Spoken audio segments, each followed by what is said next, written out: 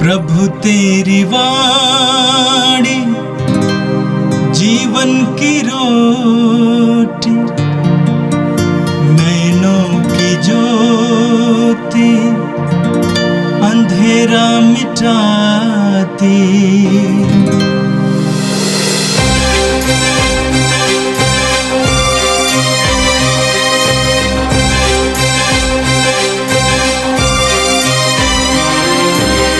प्रभु तेरी वाणी जीवन की रोटी, नैनों की ज्योति अंधेरा मिटाती।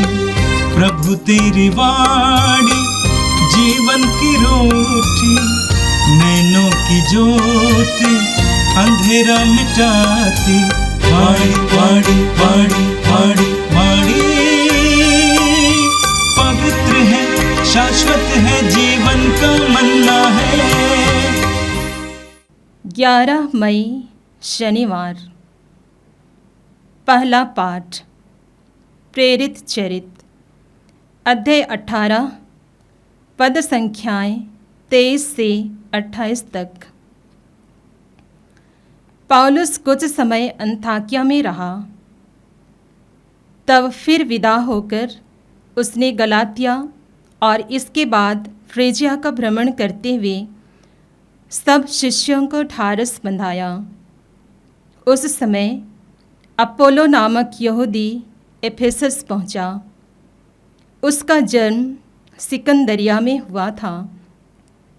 वह शक्तिशाली वक्ता और धर्म ग्रंथ का पंडित था। उसे प्रभु के मार्ग की शिक्षा मिली थी। वह उत्साह के साथ बोलता और यीशु के विषय में सही बातें सिखलाता था। यद्यपि वह केवल योहन के बपतिस्मा से परिचित था। वह सभागृह में निसंकोच बोलने लगा। प्रिस्किल्ला और अक्विला उसकी शिक्षा सुनने के बाद उसे अपने साथ ले गए और उन्होंने अधिक विस्तार के साथ उसे ईश्वर का मार्ग समझाया। जब अपोलो ने अखाया जाना चाहा, तो भाइयों ने उसकी सहायता की और शिष्यों के नाम पत्र देकर निवेदन किया कि वे उसका स्वागत करें। अपोलो के वहाँ पहुँचने के बाद उससे विश्वासियों को ईश्वर की कृपा से बहुत लाभ हुआ, क्योंकि वह अकाट्य तर्कों से यहूदियों का खंडन करता और सबके सामने धर्म ग्रंथ के आधार पर यह प्रमाणित करता था कि यीशु ही मसीह है। यह प्रभु की वाणी है। संत योहन के अनुसार प्रभु यीशु का पवित्र सुसमाचार, अध्याय 16, पद संख्याएं 18 से लेकर 25 तक। यीशु ने अपने शिष्यों से कहा, मैं तुम लोगों से यह कहता हूँ, तुम पिता से जो कुछ मांगोगे वो तुम्हें मेरे नाम पर वही प्रदान करेगा। अब तक तुमने मेरा नाम लेकर कुछ भी नहीं मांगा है। मांगो और तुम्हें मिल जाएगा, जिससे तुम्हारा आनंद परिपूर्ण हो। मैंने तुम लोगों से यह सब दृष्टांतों में कहा है। वो समय आ रहा है जब मैं फिर तुम लोगों से दृष्टांतों में कुछ नहीं कहूँगा, बल्कि तुम्हें स्पष्ट शब्दों में पिता के विषय में बताऊँगा। तुम उस दिन मेरा नाम लेकर प्रार्थना करोगे। मैं नहीं कहता कि तुम्हारे लिए पिता से प्रार्थना करूँगा। पिता तो स्वयं तुम्हें प्यार करता है, क्योंकि तुम मुझे प्यार करते और ये विश्वास करते हो कि मैं ईश्वर के यहाँ से आया हूँ।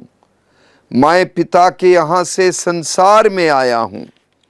अब मैं संसार को छोड़कर पिता के पास जा रहा हूँ। यह प्रभु का पवित्र सुसमाचार है। क्रिस्त प्रभु की जय। प्रभु यीशु में मेरे प्रिय भाइयों बहनों, आज के पहले पाठ में जो प्रेरित चरित्र से लिया गया है, हम पौलुस की तीसरी मिशनरी यात्रा की शुरुआत के बारे में सुनते हैं। हर बार की तरह इस बार भी अंताकिया से पौलुस अपनी यात्रा शुरू कर रहे हैं।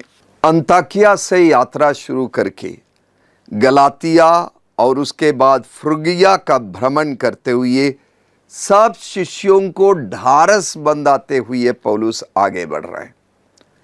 पौलुस की यह तीसरी और अंतिम यात्रा है और इस यात्रा का उद्देश्य केवल शिष्यों को ढारस बंधाना है। जहां पौलुस ने पहले कलीसिया की स्थापना की, विश्वासियों की मंडलियों की स्थापना की, उन लोगों को विश्वास में और मजबूत बनाने के लिए पौलुस प्रयास कर रहा है और यही इस यात्रा का उद्देश्य है। यानी इन दिनों कलीसिया की वृद्धि हो रही है, कलीसिया फैल रहा है, वो वृद्धि का दौर था और उसके अंतर्गत लूकस हमारे सामने एक व्यक्ति के बारे में, एक घटना के बारे में बताते हैं। वो एफेसुस की घटना है जहां अपोलोस नामक व्यक्ति जो सिकंदरिया का रहने वाला था, वो एफेसुस में आया। विश्वास में बहुत ही पक्का और प्रवचन देने में बड़ा उस्ताद।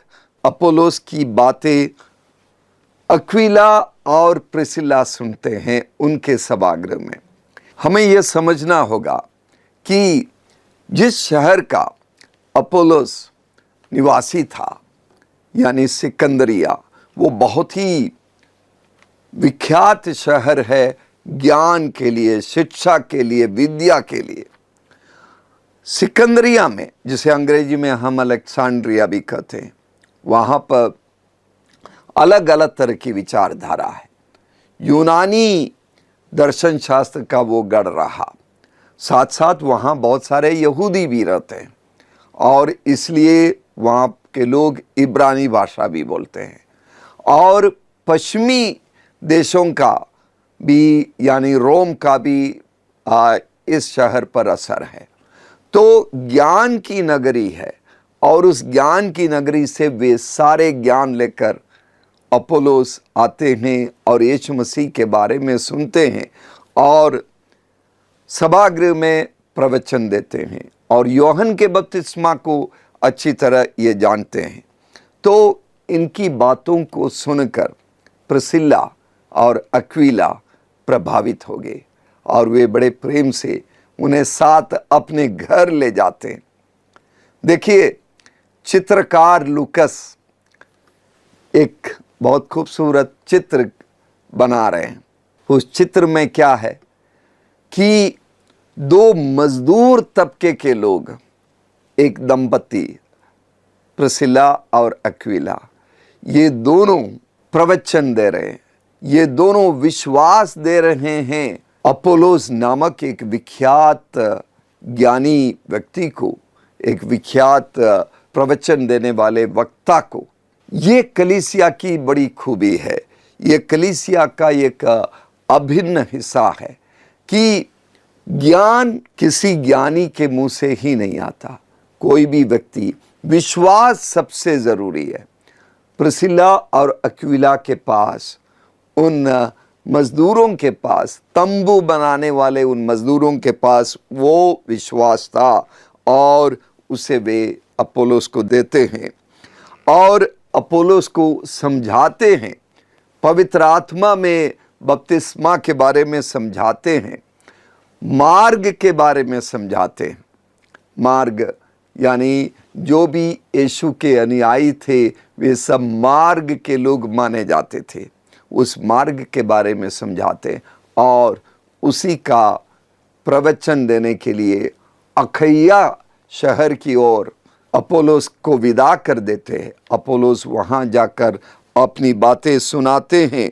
लिखा है कि अपोलोस ने अखैया जाना चाहा तो भाइयों ने उसकी सहायता की और शिष्यों के नाम पत्र देकर निवेदन किया कि वे उसका स्वागत करें।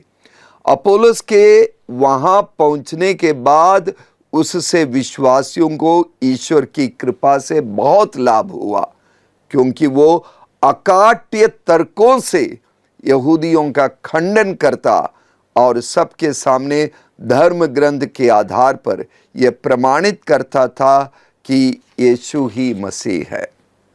मेरे प्रिय भाइयों बहनों, मिशनरी सेवा का और मिसियोलॉजी का एक बहुत अच्छा नमूना यहाँ दिया हुआ है कि मिशनरी सेवा और मिशनरी ज्ञान जो है, कोई ज़रूरी नहीं कि बहुत बड़े ज्ञाता से आवे।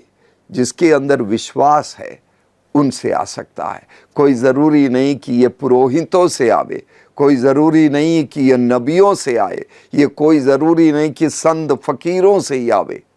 लोक धर्मी जो साधारण जीवन जीते हैं उनसे भी ये ज्ञान आ सकता है। और हमें ये भी समझना है कि उत्पीड़न और पाबंदियों के दौर से हम गुजर रहे हैं। मिशनरी कार्यों में बहुत सारा उत्पीड़न इन दिनों हो रहा है और हम सबों के लिए ये मौका है कि हम प्रार्थना करें, अक्विला और प्रिसिला की तरह अध्ययन करें, अपोलोस की तरह अध्ययन करें, मनन चिंतन करें और छोटे समूहों में, खास करके लोक धर्मी आपस में अन्य लोगों के साथ मिलकर छोटे छोटे समूहों में प्रभु के वचन पर ध्यान दे और उस पर चर्चा करे और प्रार्थना करे और विश्वास में आगे बढ़े। छोटे समूहों में जो विश्वास दिया जाता है वो विश्वास बहुत गहराई में उतर आता है। विश्व में ऐसे बहुत सारे देश हैं, खास करके अमेरिका और यूरोप के महाद्वीपों में, जहां पूरी आज़ादी है धर्म प्रचार का। बहुत सारे गिरजाघर है, क्रिस्तीय समुदाय है, परंपरागत समुदाय है, लेकिन वहाँ बहुत कम लोग गिरजाघरों में जा रहे हैं। वहाँ पूरी आज़ादी है लेकिन विश्वास पनप नहीं रहा, विश्वास की वृद्धि नहीं हो रही है। लेकिन जहाँ उत्पीड़न है वहाँ पर विश्वास सबसे ज़्यादा मजबूती से वृद्धि हो रही है। उदाहरण के लिए मैं जानता हूँ सऊदी अरब में, जहाँ पर कोई गिरजाघर नहीं है, गिरजाघर बनाना, गिरजाघर में जुटना बिल्कुल गलत माना जाता है, वो कानून के खिलाफ है। लेकिन लोग छोटे छोटे समूहों में, हमारे भारत देश के बहुत सारे लोग वहाँ काम करते हैं, छोटे छोटे समूहों में प्रार्थना करते हैं और उनका विश्वास बहुत मजबूत है। तो जहाँ उत्पीड़न है, जहाँ अत्याचार है, जहाँ वर्जिश है, पाबंदियाँ हैं, वहाँ विश्वास मजबूत होगा। तो छोटे समूहों में हम विश्वास को आगे बढ़ाएं। विश्वासियों की संख्या की वृद्धि परमेश्वर की कृपा से होगी और प्रभु यीशु का पवित्र सुसमाचार, प्रेम का सुसमाचार, ईश्वर का राज्य सब तरफ फैलेगा। आज के सुसमाचार में यीशु हमसे कहते हैं, मैं तुम लोगों से यह कहता हूँ, तुम पिता से जो कुछ मांगोगे वो तुम्हें मेरे नाम पर वही प्रदान करेगा, मेरे नाम पर प्रदान करेगा। अब तक तुमने मेरा नाम लेकर कुछ भी नहीं मांगा है, मांगो और तुम्हें मिल जाएगा, जिससे तुम्हारा आनंद परिपूर्ण हो। प्रभु यीशु हमसे करे मांगो, लेकिन मेरे नाम पर मांगो, यीशु के नाम पर मांगो। प्रार्थना करने का एक मजबूत तरीका प्रभु हमें बता रहे हैं। प्रभु यीशु हमसे चाहते हैं कि हम पवित्र आत्मा के लिए परमेश्वर से प्रार्थना करें और हमारी जो भी ज़रूरत हो परमेश्वर के सामने रखें। पिता ईश्वर के बारे में यीशु कहते हैं कि मैं अब तक तुम्हें दृष्टांतों में बहुत कुछ कह रहा था। अब मैं दृष्टांतों में कुछ नहीं कहूँगा, बल्कि तुम्हें स्पष्ट शब्दों में पिता के विषय में बताऊंगा। स्पष्ट शब्दों में यीशु कहना चाहते हैं, क्या कहते हैं? तुम उस दिन मेरा नाम लेकर प्रार्थना करोगे। मैं नहीं कहता कि तुम्हारे लिए पिता से प्रार्थना करूंगा। प्रभु यीशु करे, तुम प्रार्थना करोगे।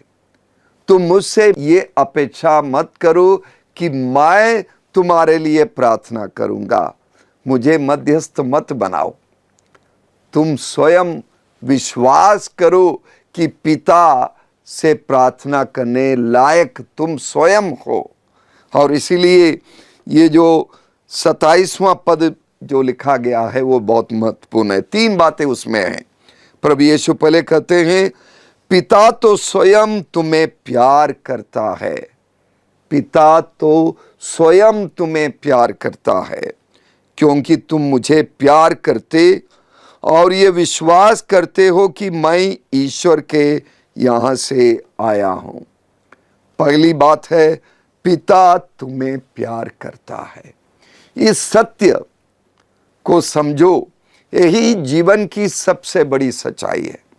और ये सच्चाई हमें बताने के लिए यीशु आए हैं कि जीवन की सबसे बड़ी सच्चाई यह है कि हम सभी पिता ईश्वर की संतान हैं और वो पिता हमसे बेहद प्यार करते हैं। यीशु ने हमें उड़ाव पुत्र की कहानी सुनाई। ये उड़ाव पुत्र की कहानी नहीं है, पिता परमेश्वर की कहानी है। पिता की कहानी है, प्रेमी पिता की कहानी है, जो अपने खोए हुए संतान की खोज में निकलता है और जैसे ही उसे पाता है, उसे माफ़ी भी मांगने का मौका नहीं देता, अपने आलिंगन में ले लेता है और उसे सब कुछ लौटा देता है और उसे सम्मान देता है, उसे प्रतिष्ठा देता है। वही है पिता ईश्वर का प्रेम, जिसे यीशु हमें बार बार याद दिला रहे हैं। पिता स्वयं तुम्हें प्यार करता है और उसके आगे, तुम मुझे प्यार करते हो। यीशु हमें याद दिला रहे हैं कि तुम्हारा मेरे साथ जो संबंध है वो मजबूत हो जाए और तुम ये विश्वास करते हो कि मैं पिता के ईश्वर के यहाँ से आया हूँ। जीवन के हमारे विश्वास की ये भी बहुत महत्वपूर्ण सच्चाई है कि यीशु पिता ईश्वर के द्वारा हमारे लिए भेजे गए उनकी तरफ से आया हुआ व्यक्ति है, जो हमारी मुक्ति के लिए आया हुआ है। यीशु हमारा मुक्तिदाता है। ये जब हम कहते हैं, हम इस बात को दोहरा रहे हैं कि यीशु के द्वारा पिता ईश्वर हमें प्यार करता है। अंतिम भोजन के दौरान अपनी मृत्यु के, अपनी कुर्बानी की पिछली रात को यीशु अपने शिष्यों को और हम सबको याद दिला रहे हैं कि जो पीड़ा वो सहने वाले हैं, जो कुर्बानी वो देने वाले हैं, ये पिता ईश्वर का प्रेम ही है और कुछ नहीं है। यीशु में मेरे प्रिय भाइयों बहनों, हम सभी मानव प्रेम की इच्छा रखते हैं। जिस तरह हमें रोटी, कपड़ा, मकान की ज़रूरत है, उससे भी अधिक हमें प्रेम की ज़रूरत है, हमें स्वीकृति की ज़रूरत है और दूसरे लोगों के द्वारा प्रोत्साहन पाने और दूसरों के द्वारा ख्याल किए जाने की ज़रूरत है। कभी हमारे चारों तरफ जो लोग हैं वे हमारा ख्याल नहीं करते। कभी हम ये महसूस करते हैं कि जिनसे हम प्रेम की अपेक्षा करते हैं वे हमें प्रेम नहीं दे पाते हैं। कभी जिनके ऊपर हमारी देखभाल की जिम्मेदारी दी गई है वे भी हमें प्रेम नहीं कर पाते, हमारी ज़रूरतों की पूर्ति नहीं कर पाते। वे अपनी दुनिया में हैं, अपने स्वार्थ की दुनिया में हैं। बहुत सारे ऐसे लोग हैं जो अपने प्रिय माता पिता को बुढ़ापे में छोड़ कर चले जाते हैं। ऐसी भी घटनाएं हैं जहां माता पिता अपने बच्चों को छोड़ कर चले जाते हैं। तो प्रभु यीशु हमसे यह कहते हैं कि पिता ईश्वर के प्रेम को समझो और पिता ईश्वर के प्रेम का अनुभव करो और उसे एक दूसरे के साथ साझा करो। हमारी जिम्मेदारी है कि हम इस प्रेम में, पिता के साथ प्रेम में और गहरे होते जाए और हम उन पर भरोसा रखें और ये प्रेम हमारे जीवन की बुनियाद बने। हम उनकी कृपा से उस प्रेम के संबंध में और मजबूत हो जाएं। पिता ईश्वर हमसे लगातार प्रेम कर रहा है। वो हमें लगातार प्रेम पत्र लिखता जा रहा है। वो जीवन के हर पल में हमारे साथ बहुत सारे अद्भुत कार्य हो रहे हैं। ये पिता ईश्वर के कार्य है। जीवन के हर धूप छांव में, अंधेरे में, प्रकाश में, जीवन की विषम परिस्थितियों में, जीवन के आंधी तूफानों के बीच में भी पिता परमेश्वर हमारा साथ देता है, हमारे साथ टहलता है, हमारे साथ यात्रा कर रहा है, हमें बचाता है, हमारी देखभाल करता है, हमें संरक्षण देता है। उनका प्रेम हमारे साथ हमेशा बना रहता है। आइए हम प्रार्थना करें। सर्वशक्तिमान प्रेमी पिता ईश्वर, हमें कृपा दे कि यीशु ने हमें जो प्रार्थना करने का तरीका सिखाया, यीशु के नाम पर ये विश्वास करते हुए तू हमसे प्रेम करता है और उस प्रेम को हमें देने के लिए यीशु स्वयं मुक्तिदाता बनकर आए हमारे बीच में, और हमारा प्रेम यीशु के साथ, तेरे साथ जो है वो अद्भुत बातों में परिवर्तित हो जाए। हमारे जीवन में प्रतिदिन चमत्कार होते हैं। उन सारे कृपाओं को याद करते हुए प्रेम, शांति, भाईचारा, परोपकार और सेवा का एक खूबसूरत ईश राज्य की हम कामना करते हैं। इसकी स्थापना में हम लगातार अपना योगदान दे सके, ये कृपा हम तुझसे मांगते हैं हमारे प्यारे प्रभु यीशु मसीह के नाम पर, आमीन। प्रभु तेरी वाणी जीवन की रोटी, नैनों की ज्योति अंधेरा मिटाती। वाणी वाणी वाणी